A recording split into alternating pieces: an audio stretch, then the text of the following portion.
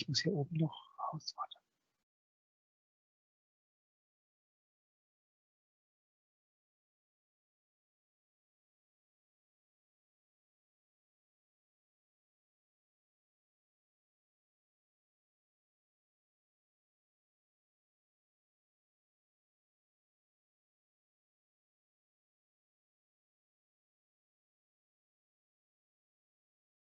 Hello, everybody, and welcome to our second webinar in our series of webinars. Instead of having our real event, our XQ Digital Leadership event this year, we have this series of webinars. We just, or who has joined, just had a very interesting keynote from Dirk Bloss on the future of marketing.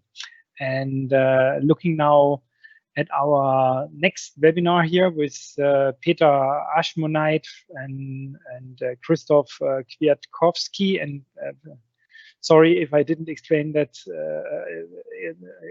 basically correctly. Peter Aschmoneit is the founder of Quantilope, which is a very interesting company, and they have a very interesting product. Which is basically allowing you to conduct market research on a, let's say, a very, very high speed and do also market research in a completely different way than you might have done that in the past. And he has previously worked as a CMO for Unilever, also for Danone and Fuchs. He was working before he founded, I think, 10 years ago, but he will tell us in a second, Quantilope. And yeah, so I'm happy to introduce you to Peter. Hello, Peter. Hi, everybody. Thanks for the introduction.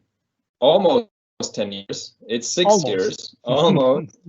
It's 6 years now. But yeah, tremendous growth. And thanks for having me today. First question, do you see my screen? The power of Agile Insight Technology. Yeah, we have.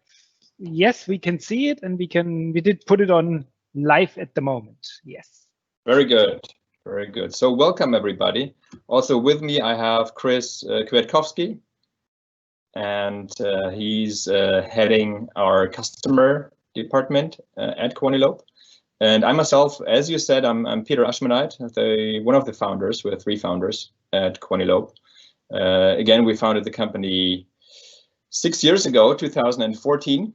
And yeah, what we're going to do with you today, we'd like to introduce you to some thoughts on the environment that we're in, and then go into our approach that you might find interesting in terms of consumer insights. In real time, and then last but not least, Chris will show you around in some very interesting findings on the situation today. Kind of the first phase of consumer behavior change of Corona is over, and what's happening now with consumer behavior. We're going to introduce you to that live in our app to see really what's going on. So 3 sections. Going to start right now with the first one. And if you have not been on an island the last 3 months without any smartphone in your hand, you obviously saw the roller coaster that we have in the DAX after like a 30% decrease in the stock market, up and downs, slightly downs in the last days and also weeks. So it's a roller coaster ride, as said here, and it's not over until it's over. So it's probably just the start of something. What the press is saying, that we are in a really deep recession, probably the deepest recession after World War II. And also what the economists are saying is that it's not going to be ending very soon this year. Probably we're going to be on the level we were before Corona. We're going to achieve that level in 2022. So it's going to be long. And also what we don't know is what happened with a second wave. So is there a second wave coming? Is there a third wave maybe coming? Some experts might say that. So, and how is that impacting our economy? And we basically, as marketers and also as CMOs and CEOs, we know what we need to do now, right? So we know, and then here I present some data of the Profit Impact Marketing Strategy database. It's a database that provides us with some live data, the last 30 years, and what's going to happen in recession and what's going to happen to market shares. And there are 3 facts I'm going to present. So brands who decrease spending in marketing R&D during recession, they suffer from market share losses when they're out of the recession, like 0.7%. And if you maintain your spendings in marketing R&D during a recession, then you gain some shares. So 0.7%, it's still a good gain just with maintaining spends in marketing and R&D. And brands who are increasing spends marketing R&D, they will also quite significantly increase their share. So, and we saw that if we just look into consumer goods marketing and fast-moving consumer goods, we saw that, for example, Procter & Gamble is all the time doing this decision of rather maintaining increasing spends during recessions to win market shares after all. But the reality is most of us don't, right? So global brands usually freeze budget, ad spends, freeze for the next 6 months towards year end. So most budgets are mainly frozen or also drastically cut.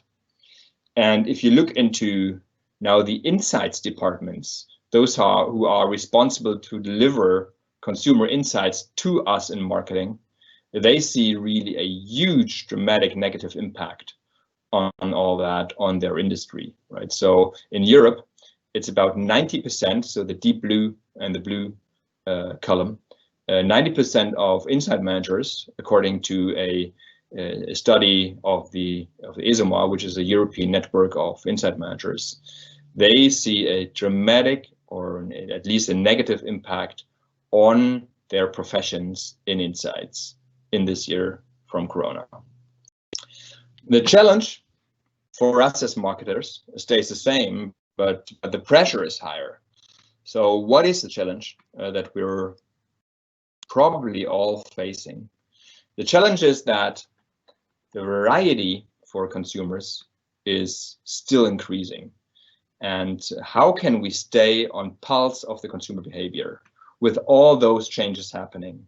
And that was pre-Corona, when all the DTC brands joined the market. You found some competitors close to you on shelf, but also new communication channels popped up. So all that, and now obviously also during Corona, and that's our case study then in the end. So what's happening to the consumer? How did consumer behavior change? And it changed, I can tell you, dramatically over the last weeks. So it's up and downs there as well. And there's some interesting findings. So how can we stay on the pulse? And some might have the answer of doing it through social media research. But social media research is real time, but not representative, right? So if you see those pictures on social media, and we have good social media tools that help us with finding them out, also working with AI. So it helps us in detecting what is happening, but it's not representative. You cannot know how is it perceived in the consumer's minds. So no Facebook, no Twitter, no LinkedIn. We don't know what's representative, right? So what is really ending in consumers' minds, and how do consumers behave seeing this?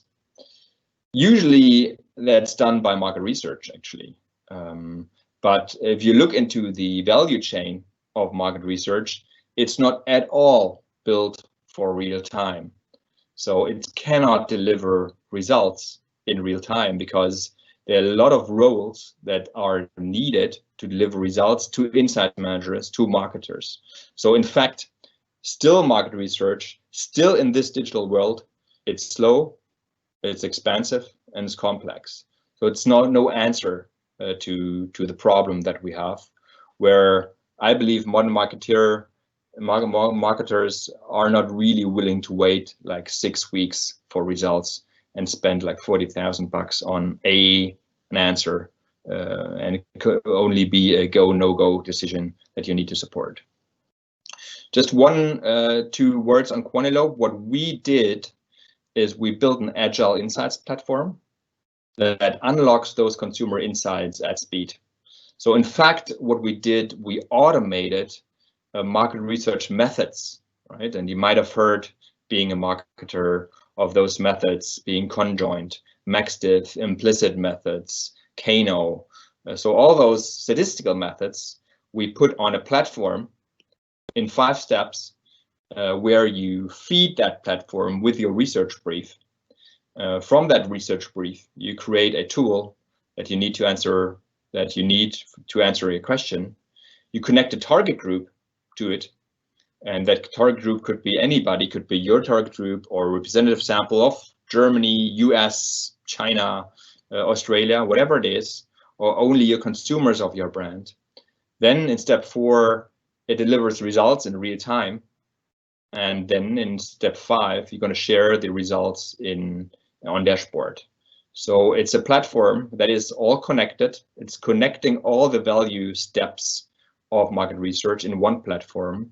And the main thing is really, in the main kind of secret sauce, is that it automated all the really heavy statistical methods of market research in a very easy way to deliver insights towards your business. So why is this automation of insights needed? We believe because you and we must as marketers.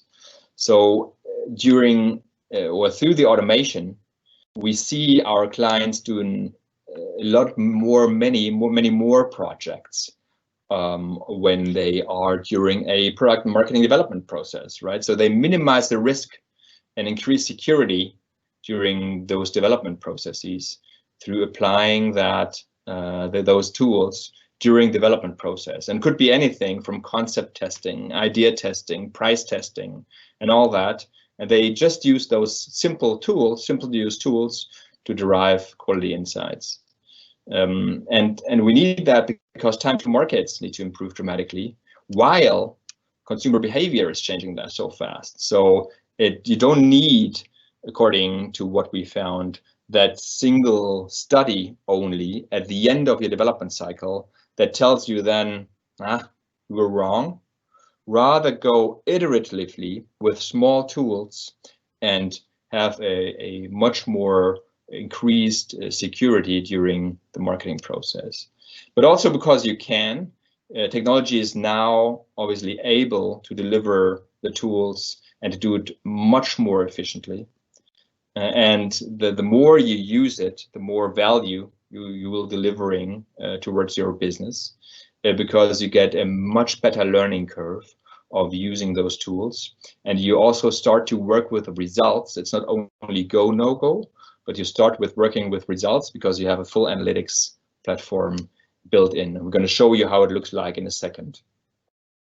Also, the benefits of automation is basically it's saving time and money, because it cleans out all the manual repeating tasks. So no different software from usually probably use when you brief an agency, use Word, use mail, use, I don't know, PowerPoint in the end. It's all on that platform. It's just one click setting up screeners or standard things. It's much more collaborative in preparation. So all the comments on what platform. And it's also a chance to insource the data, right? So we all know that data is gold. Only good data is gold, by the way. But we get more out of the results when we insource the data and can play with it. And it leads to situations where teams sit around with data and play with the data and search for new insights. It's much more explorative than just the go, no-go decision. It must fit to your needs, to your processes, to your culture. That's why usually when we work with clients, and we have about 160 clients globally, from big FMCG clients to German Mittelstand, to service companies, to DTC companies, to digital brands like FreeNow. So many clients globally use us, but every client is different. So we adapt the processes towards the clients. So before we go into details, just a little kind of comparison between traditional approach and new approach. When you set up a tracking, and a tracking is usually, as you might know, you have brand trackings, you have issue trackings, you have advertising trackings out there that track the brand performance or the advertising performance or the issues along the timeline. When you set that up, it might just take 10 weeks to get it done. And then you wait another like 4 weeks to get results. And it's a lot of work, and your teams probably are busy with it, setting that up. And it's a lot of manual work. Compared to what we see now, it's usually a 2 to 3 setup time, 2 to 3 week setup time to launch the study. And then as soon as it launched, you have real-time data. So you have real-time data, continue to measure the performance of your advertising, to measure the issues that are popping up, to measure the brand's funnel from awareness to consideration to loyalty and so on. And it's all real time there because one setup and then collects data delivering to the dashboard. To give you a full example and the full visibility in it, it's best shown by Chris, who's leading you through an example of the Consumer Now Index, an index that we do to deliver results towards insight managers right now to be on the pulse of consumers. Chris, over to you. Thank you, Peter. Hello together. My name is Chris. I'm heading the customer department at Quantilope in Germany. And you should see my browser window now. If not, please someone tell me. And what I will show you today is the results of our Consumer Now Index. That's a tracking, so the thing Peter just talked about, where we started the tracking as the Corona crisis started, because we and a lot of our clients were super curious what is happening with people's behavior and people's attitude during those times. But before I go into this results, I just want to give you a feeling about the platform itself. So let's start at the beginning. That's how Quantilope looks if you just enter the platform. And those. Do you guys see the screen? Because I don't. Yeah, now I see the screen. Sorry. Okay. Yes, go ahead. Thank you. So you should see my screen now. Green squares, and those are projects we've run. And just to give you a feeling how easy it is to set up such thing, just click on Start Your Project, and here you just go in Tools, and you see a lot of tools like an advertising pre-test, an advertising tracking. You choose them, name them, and then you just you just upload your advertising you want to test, for example, and it's done. And today I want to show you one specific project, and later the dashboard to show you how easy it is to do market research now. And let me search for the project. It is this one here. If I click on it, I end up here. And now you see the value chain Peter showed you on a slide above here, from manage to survey to field to analyze to report, all in one platform. And this manage section we are in now is super important because what we do here, we invite other colleagues or clients to work with us on the platform. And you see a lot of stuff is happening here. People are talking with each other. They set up to-do lists for each other. They upload stuff. So never ever do you have to send any emails with word questionnaires or the advertising you want to test. It's all in one platform, and all people that are involved in the process have the same knowledge base. So you see, wherever we can automate parts of the value chain in research, we do so. And whenever there's a need that people come together and talk to each other about things, then we make it possible for them to collaborate on the platform. Let's go to the next section. And it's really quickly there, just give you a feeling. It's the questionnaire. There will be a ready questionnaire when you have a question in Quantilope about your advertising tracking, for example, that you want to set up. And just to show you how easy it is to change anything here. You see here questions, like you might know it from the market research world. If I want to change this, I just click where I want to add something, and I just start typing. And then it's already programmed, scripted, so to say. It's mobile ready, and there is no need to do anything else. And Quantilope knows what to show to people, what to calculate, what to analyze, and which diagrams and graphs to draw so that you can see the results later on. And that's not only for all those normal questions, but as Peter said, the secret sauce at Quantilope is the methods. So if you are curious, how do people implicitly perceive my brand during those times? So really subconscious system one measurement, then just drag and drop a multiple association test in the questionnaire, upload your brand logo, and you're done. The next section, field. That's super quickly. It's just that you can connect every panel out there. So that basically means we can just ask every target group you have. There's no limit to this. And in this section, you can set up quotas. You can make sure that it's a representative sample or representative for a specific target group. And you can monitor how people answer the questionnaire. And while they do so, you can already start analyzing the data. And that's the heart of Quantilope, the analysis. So in the moment that somebody answers a question, somebody clicks on a preferred brand he has, we can see that and we can start analyzing data. And this is, Peter said it, it's playing around with data. It's really playful. So let me click somewhere and I just want to brand purchase. This study is about mobile phones in the US, mobile carriers in the US. And you see, I just clicked on brand purchase and I see that Verizon is the most, no, it's not Verizon, it's AT&T is the most preferred brand in the US. And you see there are things happening right now on the screen, right? Quantilope is highlighting bars. If I just hover over some of those, you see the red lines. And this is signaling me there are significant differences in here. So even a very sophisticated statistical analysis are just happening in the background and you just go with the mouse over it. And all the data, you can also have a look on how does it look for women only, for example. It's one click away, you see women only. There's much more. Today is just about the feeling. And if you have all this, you want to share this slide with your stakeholders, you just click on Add to Report. This leads you to the report section. And here, I already opened it. And here you have all the slides.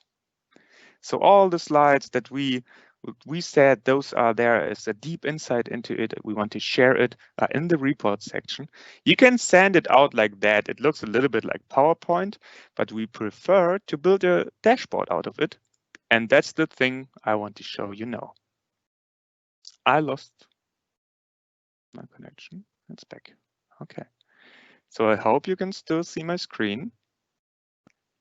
I will guide you now through the Consumer Now Index, and I just want to highlight one or two key findings. So remember, we started this tracking when the Corona crisis started and did it weekly. The data was in real time, so we could follow how it developed through the whole process. And the first thing you see here is we ask a very basic question: how do you feel right now? And the yellow part of the bars is people that said, I feel very or somewhat positive. And the black part is, I feel very or somewhat negative.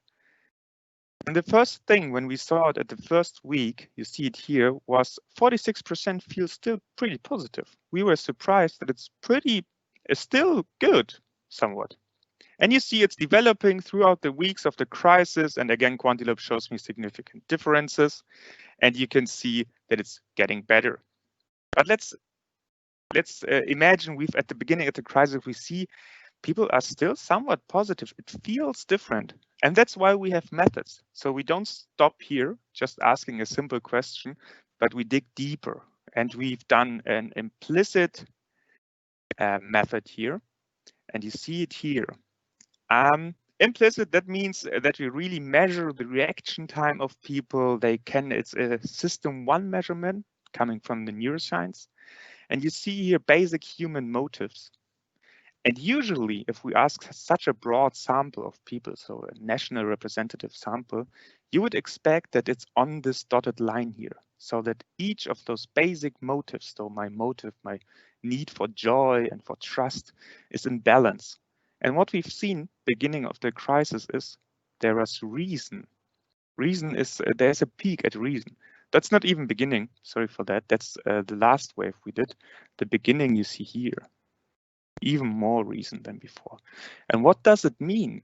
That means that people have a need for reason. They want to feel discipline, and you see it, you see it here.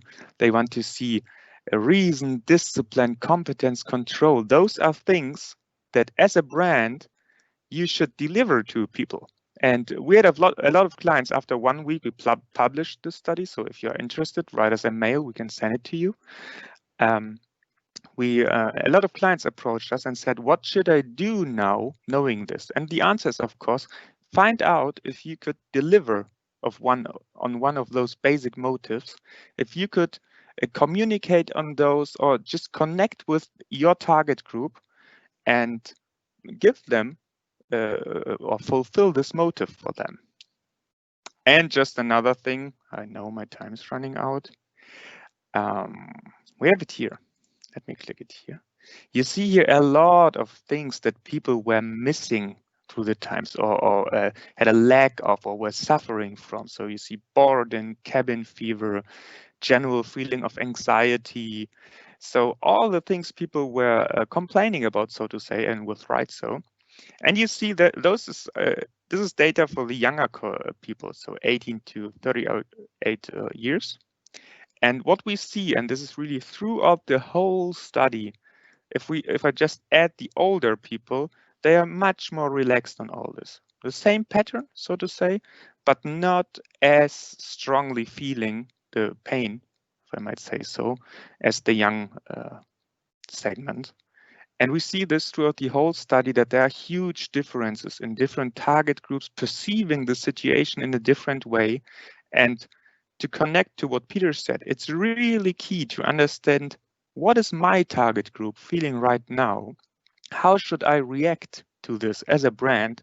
Which message should I use? Is there an offer I can make to ease people's feeling, or to just, see how I can connect with them? What should I do to resonate with my target group, or to even find new target groups? And that's one thing you can do if you have a real-time Agile Insight system. Thank you. Again, if you're interested, we have the results for Germany, UK, and the US for the tracking. Just write us a mail. You will see our email address in a second. Going back to Peter. Thank you. Thank you. Hold on a second. Yeah, I have an end screen here that I'm going to share. And we're obviously open for any question that you have. Yes, yeah. So for everybody who is not maybe used to this tool, there is a question and answer chat, and please post your questions in the question and answer chat. And we are taking this question. And first of all, I want to say thank you to Peter and Christoph for this very interesting talk. Sure. And it's really, and the first questions are coming in now.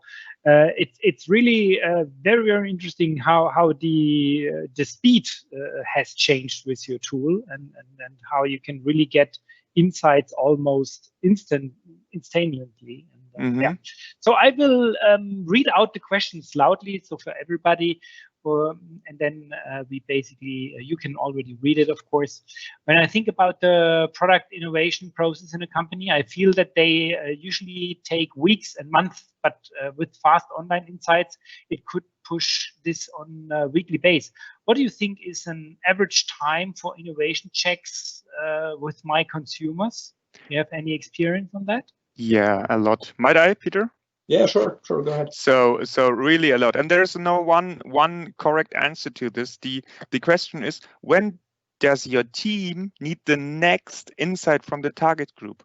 And this might be within weeks, but it also might be within days. So let's I make up an example. We might have a client who wants to enter the vegan segment now. So the first study is find something out about the target group. Who are those people?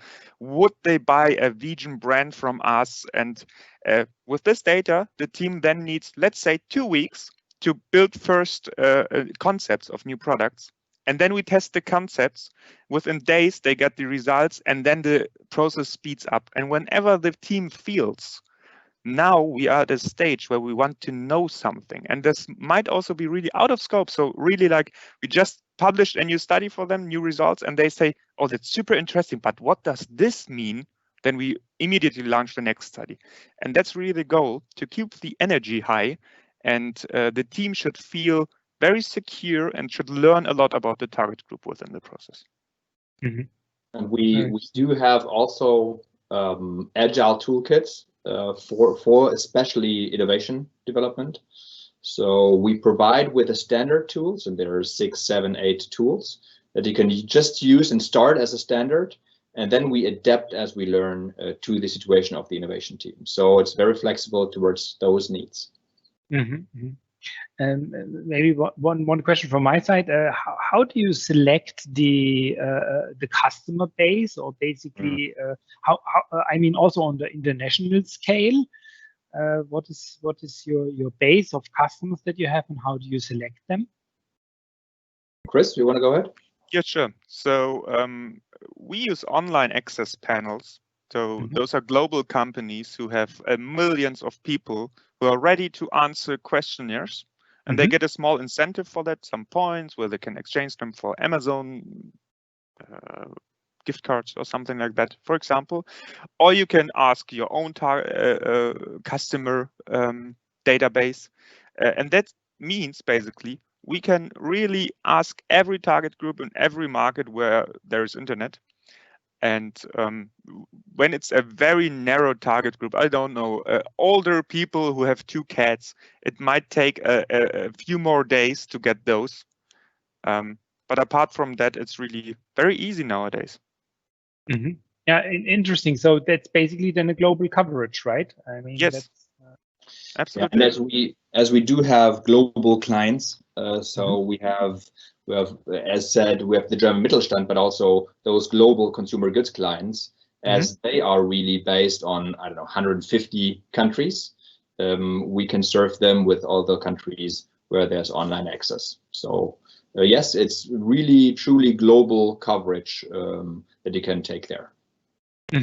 Okay, we have a new question. It's how to overcome the rejections from other company units or ad agencies that research is kind of complicated and too expensive. Yeah, it's a very good one, actually. I love it. You want to go ahead, Chris? Or I, if I might, so really, I'm a market researcher from profession. I have 10 years experience within institutes and big market research agencies, and there's a lot of those barriers. So that's why I love the question. We have an approach that we call learn, build, scale. So we really start with one project, and we call it a lighthouse project, where people can basically show off within the company to all the colleagues. See here my beautiful dashboard. Within a couple of days, my team got a really great insights, and people will start to that we will create a need from other parts of the company, so to say. And this approach, learn, build, scale, that's really how we even persuaded the very, I don't know, conservative German big companies to start with a new approach in market research. It's true. And if I might add something there, according to ad agencies, yes, it's true. We saw those barriers first, where especially creatives might say, hey, you're judging me as a no-go decision, and that's it. based on some KPIs you made up. There, our implicit methods help a lot, because those implicit neuromarketing methods, the motives map, as you might remember from the dashboard, it gives those creatives a lot more insights in how they can tweak ads, how they can also improve on things, and it's speaking their language, right? Because if I know as a creative, I have to, the category, for example, let's make up an example, the category of cereal bars, security is a core motive in that. Just making it up. It might not, but security might be a main motive, and it's not pushed by my ad. So if they know they need to push security in that category, they will do so. If they just know it's a good or bad ad, they have no idea, right? So those implicit motive maps help them a lot in driving those decisions. And we did that for a great example of that. It's a combination of creative and a big German, rather traditional company. It's a sports car brand in Germany, where we helped the designers who are really persons of their own, right? So they're gods in this company. We help those designers in improving the taillight design step by step with those implicit methods. So finding out what my draft scribbled design communicates, what kind of motives, does it communicate enough masculinity, power, freedom, and all that stuff, or does it not? Helps those designers improve a lot in making even better taillights. So it's really made for those people also in creative. Would you say that also agencies by themselves are customers of your service, or yeah, they are always the brand? Oh, they are. They are. Okay. We have big advertising networks that are a customer of ours. Yeah. So both of them. We do have brands themselves. We do have advertising agencies as clients, and also interesting enough, we have the big market research institutes as clients as well. They use our software then to make their processes more efficient in the end. Which is interesting. Yeah, basically then you act there as a service for them. Exactly. To conduct their business. Okay, exactly. Very interesting. Yeah. Okay, I don't see any more new questions yet. So then at this stage, let me thank you. It's very interesting, very interesting talk, but also I really like your product. Thank you. Then I would say to everybody, thanks a lot, and don't forget to join our. Just waiting for the advertisement for tomorrow, coming up soon. We have tomorrow and also throughout the week another series of webinars, and tomorrow it will be our webinar with the founder of Brandmaker, Mirko Holzer, who has basically developed a marketing research, not research, sorry, marketing planning, the MRM, enterprise research, but in this time not research, but resource marketing source planning tool. And so again, thank you, Peter. Thank you, Christoph, and thank you to the audience for joining us here. Sure, very welcome. Thanks a lot. Take care. Thank you. Take care. Bye. Bye.